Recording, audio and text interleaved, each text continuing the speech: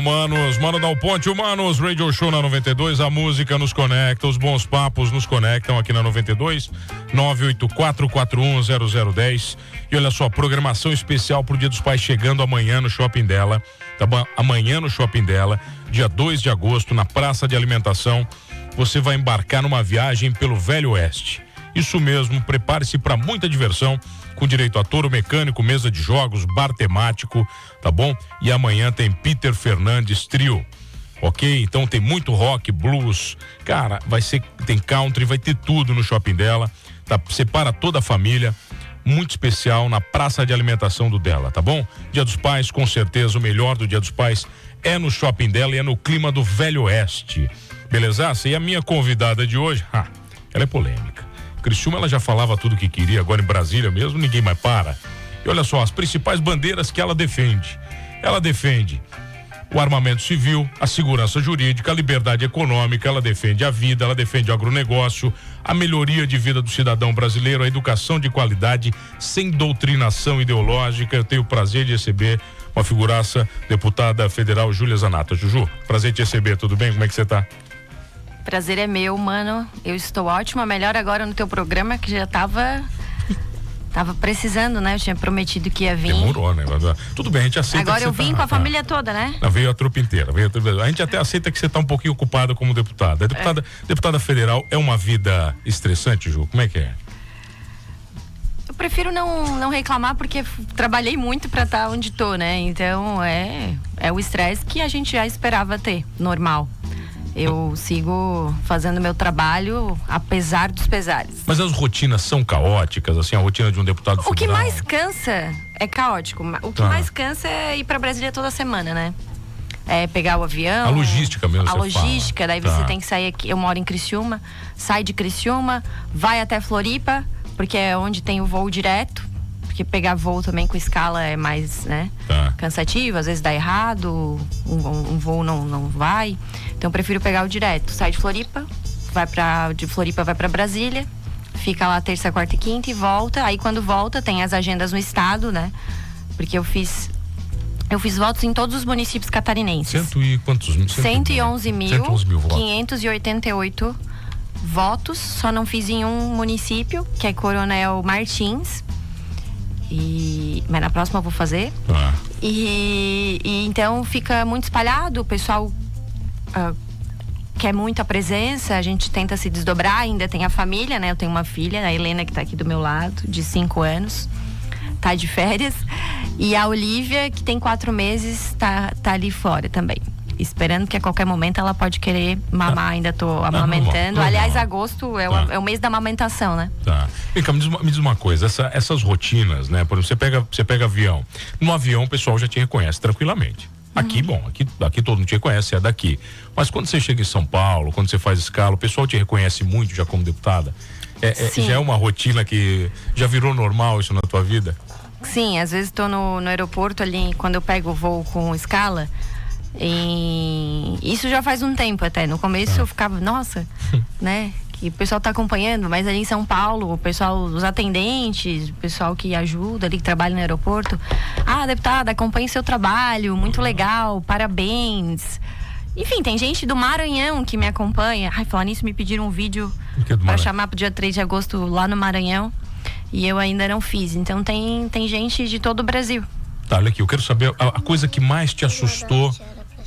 A coisa que mais te assustou em Brasília, né? Porque uma coisa é você viver a realidade aqui de Santa Catarina, viver a realidade de Criciúma, viver a realidade catarinense, né? Aí de repente você chega em Brasília, né? Que é um mundo dentro do mundo. O que mais te assustou e assim, o que ainda te assusta, mesmo como deputada? Olha, Brasília, a Câmara dos Deputados, são 513 deputados. E eu não digo que eu me assustei, porque eu já conhecia o mundo político, né? Eu já fui preparada para isso. Mas Brasília é um caos. A Câmara dos Deputados, são 513 deputados. Mas eu, graças a Deus, no meu primeiro mandato, já fiquei bem conhecida, né? O pessoal gosta de falar bastante de mim, então acaba me ajudando. Mas o que me assustou foi a concentração de poder na mão do presidente da Câmara. Ver assim como é a concentração de poder na mão São 513 e um decide o que vai pra pauta. E um decide quando que vai soltar a pauta. E às vezes é 15 minutos antes, várias páginas de coisas técnicas que você precisa. Eu estudo o que eu voto. Eu analiso, né? Eu tenho esse cuidado. E isso não é uma reclamação da direita, vamos dizer assim. Porque todo mundo que tá me ouvindo vai dizer, mas ela é de direita. Isso é uma reclamação do PSOL até o PL, o novo, dessa falta de previsibilidade da pauta. O Hugo Mota veio com uma promessa de que ia melhorar isso um pouco e melhorou, realmente. Só que quando tem aquele projetinho maroto, ele ainda coloca lá de última hora, entendeu? Na calada da noite, enfim.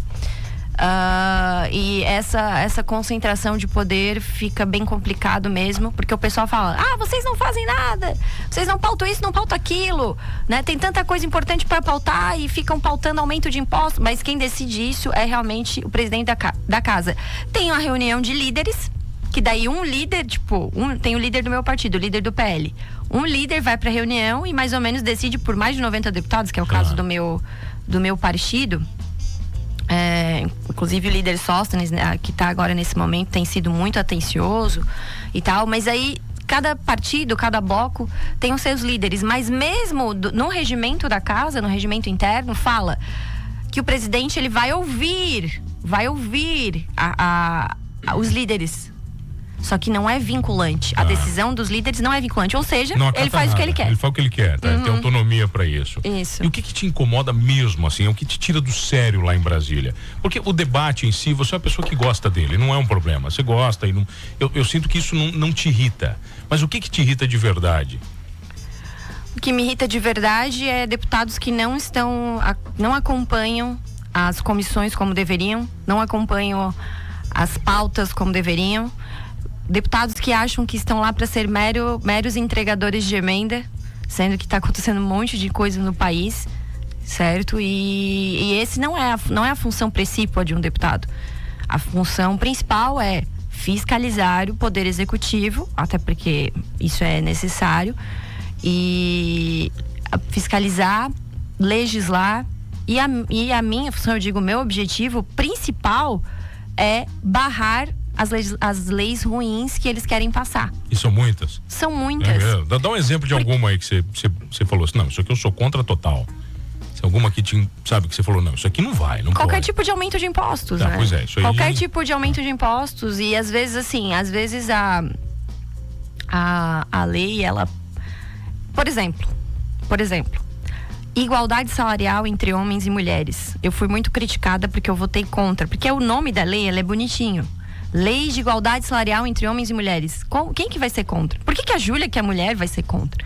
Aí você vai ler o negócio. Mas aí já começa da premissa que na Constituição Federal já é garantido isso, a igualdade. Quem fica criando segregação, na verdade, é a esquerda, né? Que tem que ter a cota para o negro, a cota para a mulher, agora a cota para trans, que estão fazendo nas universidades sem ter nenhuma lei. Inclusive eu fiz uma lei para proibir, né, esse tipo de cotas. Você tem que fazer uma lei para proibir o que não é lei, é isso? O que não é lei e que está sendo feito nas universidades federais. Então, o que acontece? Aí, essa de igualdade salarial, eu falei, bom, mas já está na Constituição, já está na CLT, num artigo da CLT. O que estão inventando agora? Opa, me acendeu o alerta já vermelho, literalmente. Aí eu fui ler e tal, o que era? Era mais burocracia. As empresas vão ter que apresentar relatórios, ou seja, é o Estado se metendo nas empresas. E, para piorar, eles deturparam totalmente, porque pode prejudicar as mulheres. Porque a empresa pode dizer, vou ter que ficar fazendo relatório, então não vou contratar mulher. Eu não quero nem contratada, hein? Tu entende? Tá. Então é um negócio que é tão ruim, só que os deputados, eu falei com 2 colegas, isso aí dele... isso aí é horrível. Mas eu vou votar a favor, porque senão vão me chamar de machista. Tu entende que falta coragem? Eu falei, não, eu vou votar contra, porque é uma lei ruim. É uma lei que vai criar mais burocracia, vai criar disputa, entendeu? Então eu prefiro não votar. De 513, somente 36 deputados votaram contra, com coragem. De Santa Catarina, só 3 votaram contra, com coragem. Foi eu, a deputada Carol Detoni e o deputado Gilson Marques, do Novo. Entende? Então você precisa ter coragem e explicar. Aí as pessoas vêm me perguntar, eu explico, todo mundo, tá. Óbvio, a esquerda fez a minha cara lá, dizendo que eu sou contra as mulheres e que eu deveria ganhar menos, inclusive um padre, né? Agora eu me lembrei. Um padre da região, que ele não é do Santuário do Caravaggio, mas ele estava ali, estava ali na missa, e aí ele falou isso. Porque ela deveria ganhar menos. O padre usando do sacerdócio, usando do altar na missa para falar de mim. Porque essa que é a idolatrada por essas bandas, que anda com uma coroinha de flores na cabeça, deveria ganhar menos.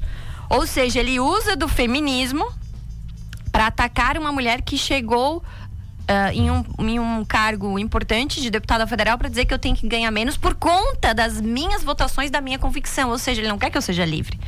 Você entende? Ele quer que eu tenha que votar de acordo com o que ele pensa. Eu tenho a minha opinião, eu tenho a minha convicção. Eu li o projeto, aposto que esse padre e todos os outros que falam não leram.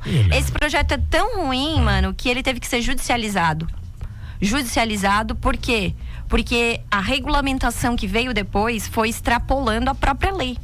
Então está sob júdice aí. Eu voto certo, eu voto com coragem, eu voto com convicção.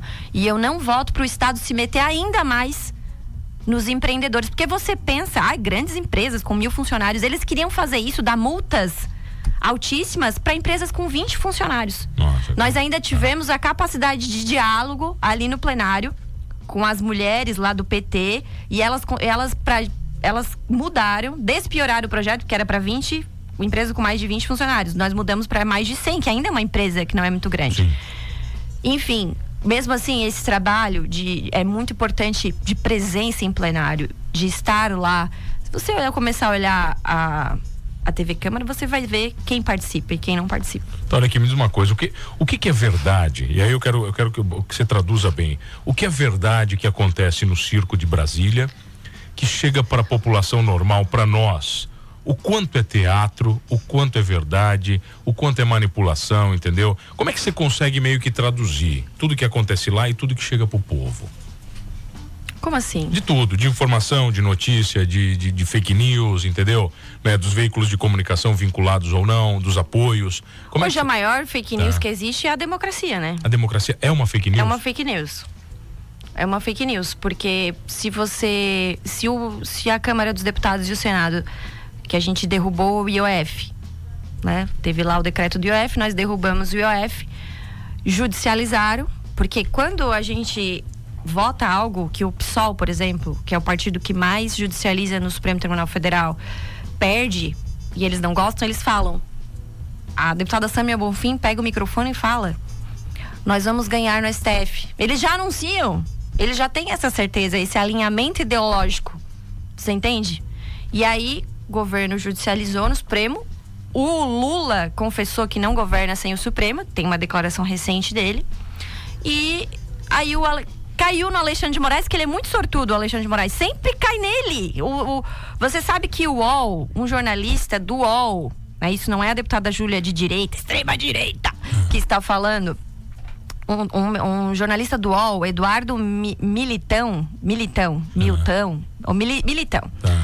É um jornalista investigativo, ele fez um pedido, o UOL fez um pedido para saber como funcionava os sorteios no Supremo Tribunal Federal. Aí eles aceitaram, não, nós vamos deixar. Quando eles foram fazer, não, nós não vamos mais deixar ver, o UOL não pode ver como funciona a questão do sorteio, é só busca aí no Google, vocês vão achar essa matéria do UOL falando que foi recusado, e esse pedido foi feito via Lei de Acesso à Informação, e o Supremo recusou. Então o Alexandre de Moraes é muito sortudo, caiu nele o negócio do UOL. Pô, eu queria ter a sorte dele pra jogar na Mega Sena, rapaz. E aí caiu nele o negócio do IOF. E aí, numa canetada, ele derrubou a nossa decisão. Então, a democracia é a maior fake news hoje. E aqueles que dizem defender a democracia são justamente aqueles que estão deturpando. Porque as pessoas olham pra gente, mano, pô, votei em ti, tu tem 111 mil votos. 111.588, sabe? Quando eu ia aqui, antes de eu ser deputada, eu ia ao Jogo do Tigre e falava pro meu marido, Guilherme Colombo. Eu assim, quantas pessoas tem aqui hoje?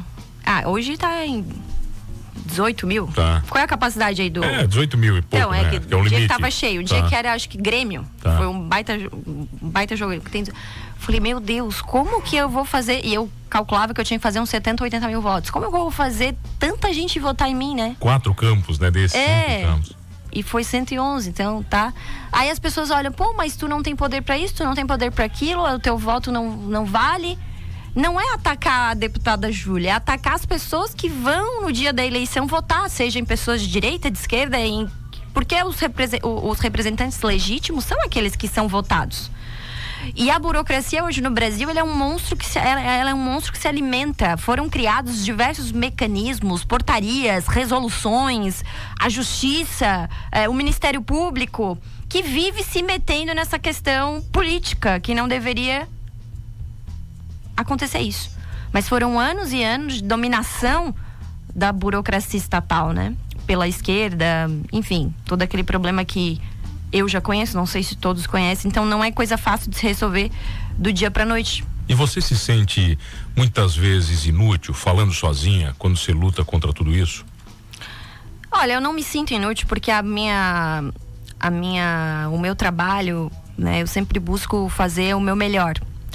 Então, outro dia até tava um professor católico teve aqui em Criciúma, o Vitor Salles, e ele falou que o nosso trabalho tem que ser uma forma de a gente tentar se santificar, buscar a santificação através do trabalho, certo? Então, tem gente que fala, você não cansa, você não desiste. Tem gente que vem falar pra mim, eu tô cansado, mas eu sei que eu tô fazendo certo. E se não der certo aqui, né? Quando a gente não cria, por exemplo, os nossos filhos pro mundo, a gente cria os nossos filhos pro céu. A gente cria os nossos filhos para caminhar no caminho correto, no caminho do Senhor, no caminho, né, de ser cristão. Então é isso que eu faço no meu trabalho. Eu sei que eu tô fazendo a minha parte. Uma andorinha só não faz verão, mas uma andorinha pode começar muita coisa. E hoje nós não somos mais sozinhos. A Câmara, ela aumentou muito a questão da oposição. Hoje tem oposição. Antes era aquela oposição PSDB versus PT. Hoje nós temos posicionamento, por isso nós somos chamados de extrema direita, né? Por isso que toda hora tem alguém tentando colocar alguma pecha, desumanizar a gente, pra dizer assim, essa menina é louca, essa Júlia é louca, ela é nazista, ela é isso, como várias pessoas já me chamaram. E eu processo, inclusive, tá? Alguns eu ganho. Você não quer nem saber, você manda o processo, né? E aí, se é meu direito, a pessoa tem o direito de falar. Aí fala, você não é a favor da liberdade de expressão? Mas você não tá falando, então você tem liberdade de expressão, mas você tem que ter responsabilidade sobre aquilo que você fala. Então, o que acontece? Eu vou continuar o meu trabalho, até foi para isso que eu fui eleita, e tendo a certeza de que estamos no caminho certo. Quanto mais nos atacam, as pessoas que discordam da gente, mais a gente tem a certeza de que está no caminho certo. Quem mais te ataca? Quem são os top atacadores, assim, de partidos, de ideologias? Quem mais bate em ti? PSOL, né? Esse é clássico. Esse aí. Você abriu a boca, eles estão batendo, é isso? PT, tá, né? PCdoB. Mas até o pessoal, se você notar, tem alguns mais de centro que gostam de atacar, chamar a gente de extrema direita, porque tem um pessoal da política que se incomoda, que é o que eles chamam de polarização. Polarização nada mais é pra mim do que exercício da cidadania plena, que é as pessoas opinando, te xingando, gostando do teu trabalho, participando, certo? Então hoje eu tenho no meu Instagram 608 mil seguidores. Tem gente que me xinga, tem gente que me ama, tem gente que briga por mim, né? Tem gente que briga comigo. Isso não é democrático? Isso não é você estar acessível à população? Ô Ju, mas olha aqui, uma vez eu coloquei um vídeo criticando uma besteira lá que era uma brincadeira que virou uma crítica e aí foi mal entendido. Eu tive mais de 1000 pessoas me criticando nesse vídeo. Foi um vídeo do YouTube, faz uns 6, 7 anos. Eu fiquei 2, 3 dias sem dormir, eu fiquei mal. Como é que você lida com isso? Sabe, essa crítica. Tu ficou mal? Não, eu fiquei, cara. Não, mano, esperava mais de ti. Não, eu fiquei, filha, faz 7 anos. Tem que ser forte. Não, é isso que eu quero saber, como é que você é forte. Eu fiquei mal, cara. Eu nunca tinha levado o pau daquela maneira. Eu fui forjada pra guerra. Mas a minha vida sempre foi assim. Entendeu? Então, assim, eu sempre falo, tentem não entrar numa briga comigo, porque, entendeu? Depois que entrar... eu sei. Você pede desculpa? Não é um problema pra você pedir desculpa? Já pediu? Não. Pediu peço muito, pro meu marido direto, desculpa. Tá, pro teu marido? Tá, mas politicamente você pede desculpa? Peço também, se for eu não tenho compromisso com erro, se eu estiver errada. Tá, não é um problema também. Se eu estiver errada, eu peço desculpas. Eu acho que é normal pedir desculpas, né? Então, agora se eu tiver certo, também não peço, né? Tá, e apoiar um projeto de esquerda? Já teve que apoiar muitos? Não. Nunca. Projeto? Projeto lá na Câmara. É isso, lá. Que vai aparecer alguma coisa e você vai votar. Você, peraí, rapaz, isso é bom, tem hora que a gente olha pro painel, que tem as orientações do painel antes de votar, né? Aí o PSOL tá de um lado no sim e o PT tá do outro no não. Então, tá, mas peraí. A gente fala. Então, mas é engraçado isso. Se eu já tive que apoiar um projeto de esquerda. Que você falou, tá, vou ser obrigado a dizer que isso é bom. Mas às vezes a esquerda também aprova, né? Os nossos. Assim, tem coisas que é um consenso. Por exemplo, eu aprovei um projeto de lei que é da prorrogação dos impostos para empresas que estão no Simples Nacional em época de. Quando tem decretação de calamidade pública. Aí prorroga os impostos por 6 meses. Esse projeto meu foi aprovado no plenário da Câmara com unanimidade. Teve 4 votos contra só. Acho que a pessoa, ainda veio se justificar que votou errado, porque ali na hora era não ao texto e sim ao projeto. Era uma coisa meio complicadinha. E aí, então, foi por unanimidade. Porque quem ia ser contra isso, né? Mesmo quem era contra ficou com vergonha de ser, entendeu? E aí esse projeto quando o projeto é tão bom que você não tem como ir contra, né? Não dá. Exato. Então tem coisas que são tem pergunta de ouvinte, posso ler algumas? Vai, pra você? Pode. Olha lá, o Diego tá mandando aqui, mano, boa tarde, mano, Diego, aqui eu queria muito, eu como muitos outros brasileiros, não consigo ver a luz no fim do túnel pro Brasil. O que você pode falar, você, Júlia, né, sobre o que está acontecendo e se existe uma esperança de um Brasil melhor? Eu sempre tenho esperança de um Brasil melhor. Sempre tenho. Eu tenho que ter, né? Porque é o que eu falei. Se você não ter. Eu tenho 2 filhas pequenas, né? Eu tenho 2 filhas pequenas. E se a gente não tiver, o que a gente vai fazer? Vai sair do país, né? Tem muita gente que quer sair, que tá saindo. Mas eu prefiro, no momento, enquanto eu não tiver que fazer que nem o Eduardo Bolsonaro fez, né? De ir pra lá pra poder falar, porque hoje realmente a gente não tem a liberdade de expressão.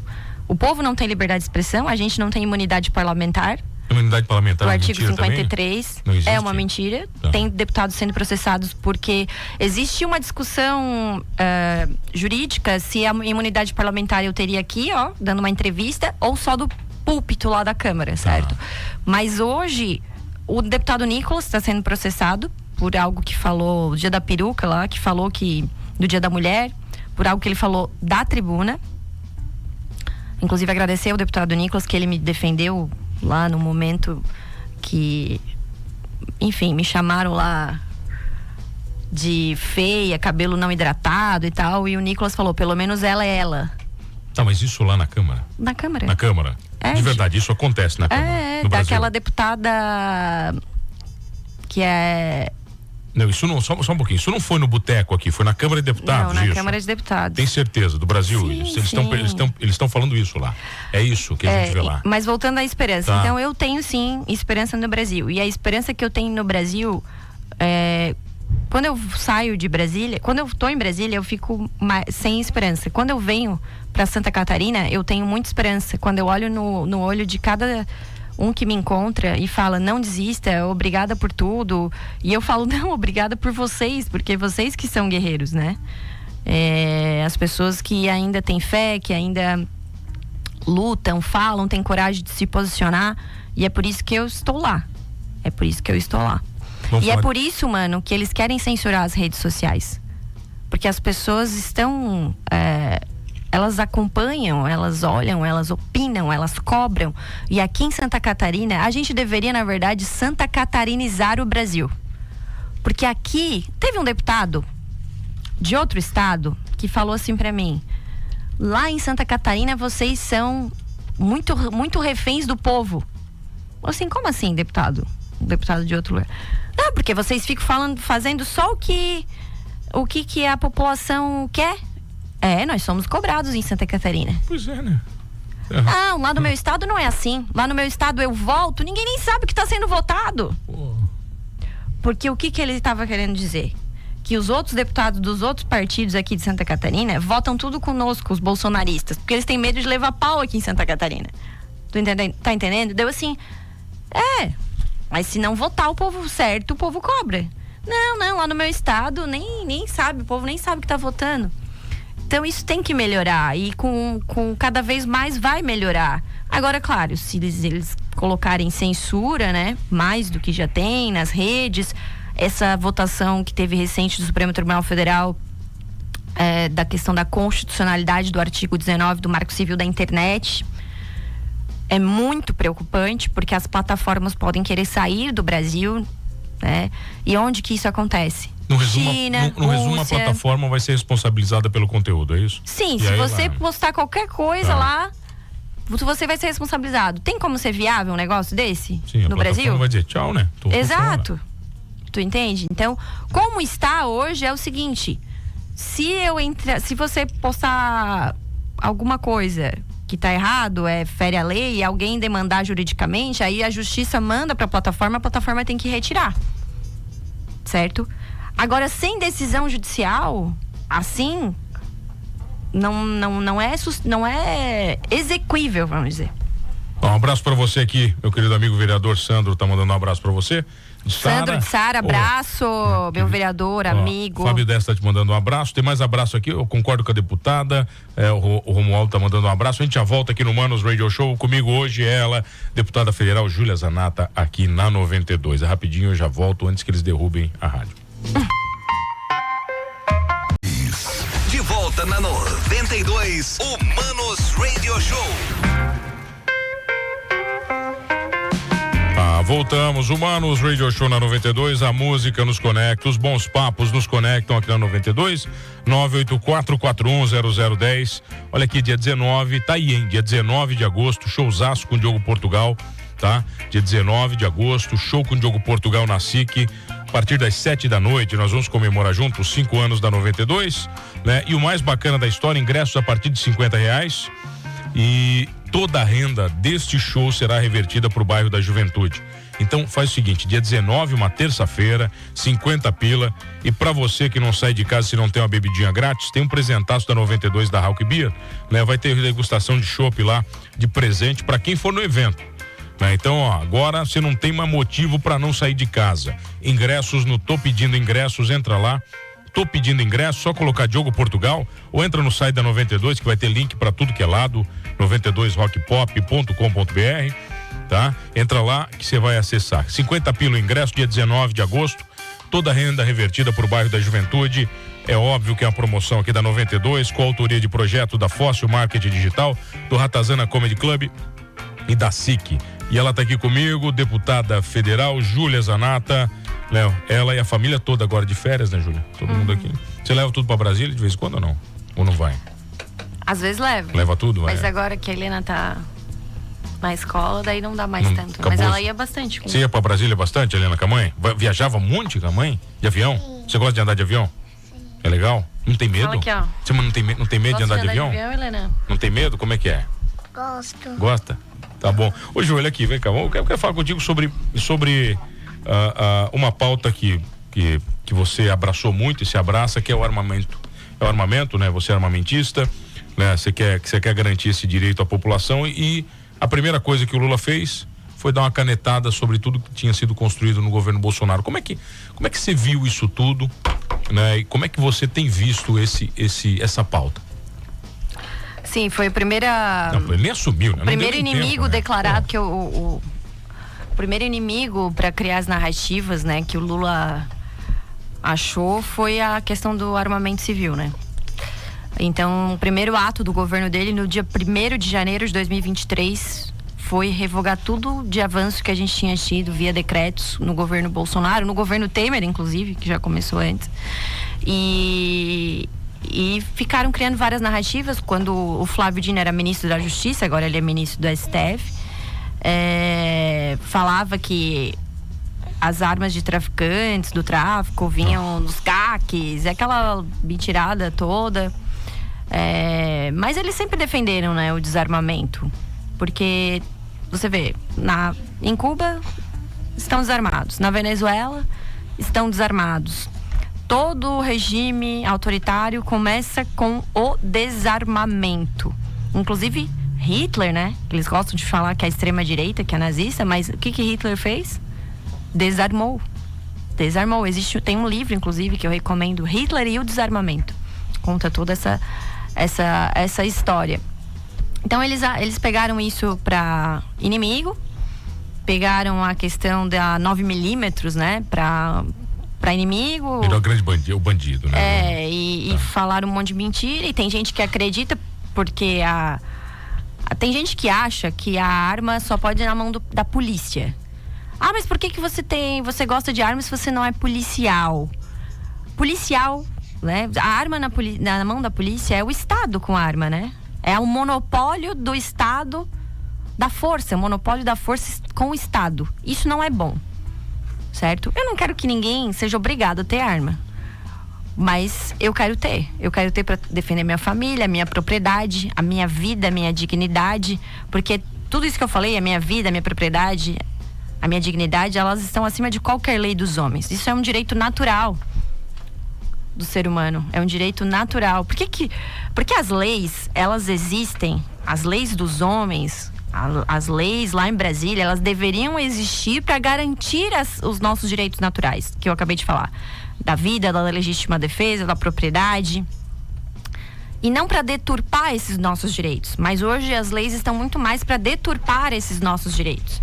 O melhor livro, que é esclarecedor, quem gosta de se informar, de ler, entra lá no... Inclusive tem uma livraria minha, livraria da Júlia.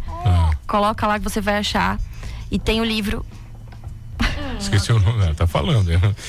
Não, tá fazendo cocô. tá ao vivo, vai. Tá no... Agora eu tenho um vídeo, que eu tenho aquela mamando no programa de TV e tem essa daí mamando agora nesse. Eu tenho tudo completo, a família completa, vai. Ela... Tá. Pega ela aqui um pouquinho. Tá, vai. Só um pouquinho. Não tem problema, vai. Tava falando do livro, dos livros que eu mais gosto, que é A Lei. A Lei. É um livro fininho, de Frédéric Bastiat. Foi escrito lá em 1800 e pouco, mas ele é muito atual. E ele fala justamente isso que eu falei.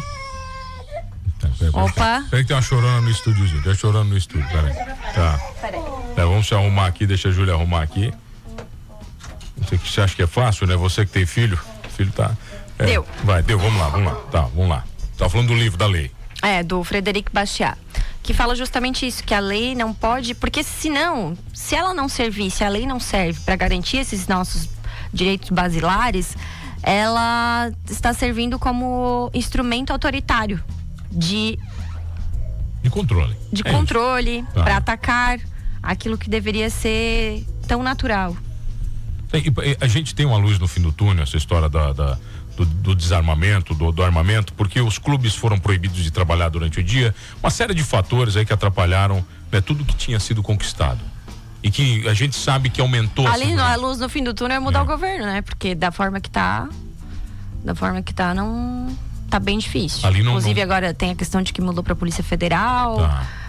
Eles deixam tudo num limbo, porque tem o decreto lá porco que eles fizeram, mas nem aquele decreto porco que eles fizeram tá valendo, entendeu? Porque ficam jogando pro lado, outro pro outro, aí fica todo mundo batendo a cabeça, a gente faz ofício, pergunta pro Exército como é que tá, pergunta pra PF como é que vai ser, pro DFPC como é que vai ser, que é a Diretoria de Produtos Controlados lá do Exército. Ninguém responde nada?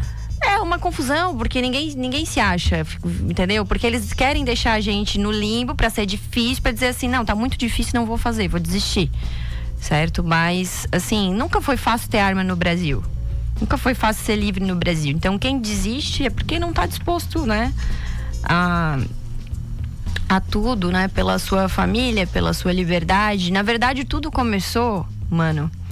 O problema começou, já não é de hoje, podia puxar mais pra trás até, mas vou começar em 97. Era Fernando Henrique Cardoso, a social-democracia é fogo, né? Social-democracia. Era bonito o nome. E aí, nossa, o nome daí o que acontece? Em 97, até 97, quem dava os portes de arma, por exemplo, que porte de arma hoje é uma coisa muito rara. O pessoal acha que no governo Bolsonaro foi dado, assim, não é assim, entendeu? Era posse que se falava ainda. E hoje até para a aquisição de uma arma para ter em casa tem que comprovar ali a efetiva necessidade, pela PF, tô dizendo. E aí, até 97, quem dava os portes de arma eram os delegados, era a Polícia Civil nos estados. Aí criaram um negócio chamado Sinarme, centralizaram em Brasília, e aí o inferno começou. tudo que centraliza em Brasília, eu digo que o nosso inimigo número 1 é o poder central de Brasília. Tudo que centraliza em Brasília é pior. Quando era nos estados, e você conversa com os delegados mais antigos, eles falam, nunca um porte de arma que eu dei, o cara deu problema. Ao contrário, né? Nunca. Tá. Você entende? E também até 97, o porte ilegal de arma era só uma contravenção penal. Entendeu? Então, e as pessoas foram aceitando tudo isso. E aí, entidades, ONGs desarmamentistas que são financiadas, né? Não tem essa pessoal que tá chamando a gente de vira-lata. Esse pessoal adora receber dinheiro de bilionário americano, de George Soros, para bancar as ONGs que vão interferir na nossa vida aqui, na nossa soberania, aí sim, na nossa soberania no Brasil, fazendo praticamente que um estado paralelo, que essas ONGs influenciam decisões de Ministério Público, de Justiça, enfim, entendeu? Então, essas ONGs trabalharam muito bem, né?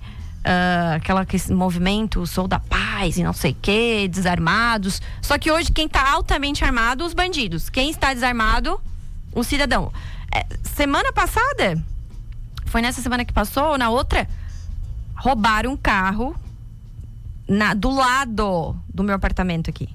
Do lado, na frente de uma escolinha de inglês. Você tá entendendo? Dois malandrinhos ficaram ali esperando na moita, tem até as imagens, rodou no grupo de WhatsApp. Pegaram a mulher entrando no carro e zarparam com o carro. Hoje eles têm a certeza que tá fácil para roubar. Primeiro porque vão ser soltos. Depois a polícia vai prender e a justiça provavelmente vai soltar. Tem uns juízes ainda mais linha dura e tal, mas mesmo assim. Só se você foi no 8 de janeiro, aí você não vai ser solto de jeito nenhum. Né? E aí o que acontece? E eles têm a certeza que é muito raro ter um cidadão armado. Então eles não têm medo. Os bandidos, eles não têm medo. O cidadão comum, ele tem medo. E eu vou juntar a isso uma pesquisa que saiu recentemente, acho que foi da Atlas, perguntando o que o povo brasileiro achava que afetava mais, qual era o problema da democracia brasileira. Número 1, judiciário. Aí eu não lembro por ordem, eu só sei que o número 1 era o judiciário, depois era o Congresso, o governo, sei lá, o exército, sei lá, não sei mais o que. Lá embaixo estava o crime organizado. Ou seja, o crime atrapalha menos que... A população, será que chegou à conclusão? É uma afirmação minha. É a minha leitura da pesquisa. Será que a população chegou à conclusão que o Estado, seja judiciário, Congresso, é o próprio crime organizado? Você entende? Porque estão fazendo de tudo para tirar os nossos direitos, para acabar com as nossas liberdades. Porque é óbvio, né? Eles veem que o Estado está cada vez mais avançando na nossa vida. Ô Ju, e essa briga diplomática e política do Lula com o Trump, como é que vocês enxergam isso lá na Câmara dos Deputados? Olha, tem uns que falam que é incompetência do governo Lula, do próprio Lula, né? Porque você percebe as atitudes. Logo que o Trump, acho que era ainda a campanha, o Lula chamou o Trump de nazista.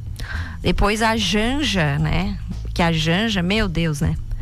Ela mandou o Elon Musk, mandou um fuck you pro Elon Musk, né? Naquela classe toda que a gente já conhece. E depois, na última reunião dos BRICS, ele falou que não tinha que ter o dólar como parâmetro de comércio internacional. Não foi a China que deu essa ideia, não foi a Rússia que deu essa ideia, foi o gênio do Lula. E aí depois veio o tal do tarifaço. Então tem gente que fala assim, incompetência do Lula para negociar. E tem já uma linha que fala o seguinte, não é incompetência do Lula. Ele está fazendo o que historicamente ele sempre quis, se jogando pro lado do bloco China e Rússia. Entendeu? Só que o que não dá para entender é que até a China e a Rússia estão negociando diplomaticamente com os Estados Unidos. E o Lula tá lacrando nas redes sociais falando que vai mandar uma jabuticaba pro Trump, enfim. Bom, ele era o cara que falava que ia acabar com a guerra da Rússia e da Ucrânia sentado numa mesa de bar, né? Então daí você tira. E nisso estamos nessa situação com o tarifaço aí pegando, né? Alguns produtos ficaram de fora. e falta capacidade de diálogo da parte do Lula, ou talvez seja o interesse dele para, mais uma vez, arranjar um inimigo imaginário para que ele tenha uma narrativa, para aplicar essa narrativa durante a campanha, porque a gente sabe que o Lula vai quebrar o Brasil. O Lula está quebrando o Brasil, né? Você vê, o Bolsonaro entregou as contas, apesar da pandemia, num patamar muito bom. E o Lula aumentou, a cada 37 dias ele aumentou o imposto no Brasil, e mesmo assim a conta não está fechando. Porque existe a falta de responsabilidade, existe o PT sempre gastou como se não houvesse, na esquerda. Eles acham que não tem um fundo do poço. Mas o fundo do poço tem, e ele é o nosso bolso. O bolso do cidadão brasileiro, que se vê cada vez mais empobrecido. Porque a inflação, por exemplo, ela é um tipo de imposto, porque ela come o seu dinheiro sem você perceber.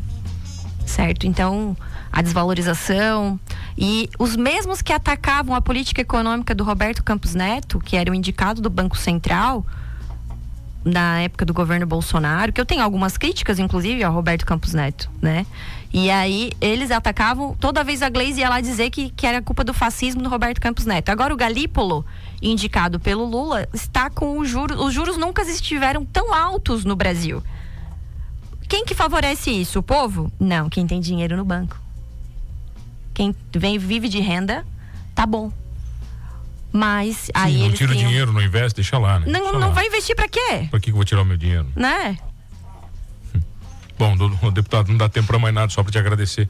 Você falou uma hora voou. Já foi. Foi embora, filha. Meu Deus, eu não falei nada. Não vou falar nada, né?